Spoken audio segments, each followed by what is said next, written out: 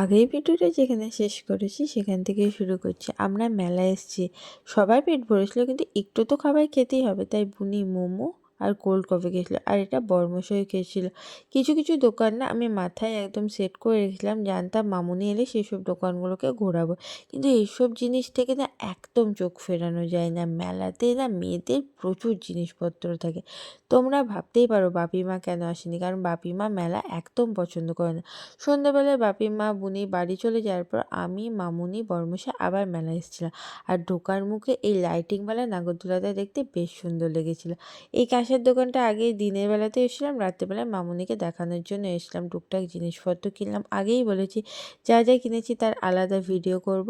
বর্মশাই খেয়েছিল লস্যি আর মথুরায় কেক নিয়ে রেস্টুরেন্ট থেকে লাচ্ছা পরোটা নিয়ে বাড়ির উদ্দেশ্যে রওনা দিয়ে দিয়েছিলাম। দিনটা এইভাবে শেষ করলাম। কেমন লেগেছে কমেন্টে জানিও, ভালো লাগলে চ্যানেলটাকে সাবস্ক্রাইব করে দিও।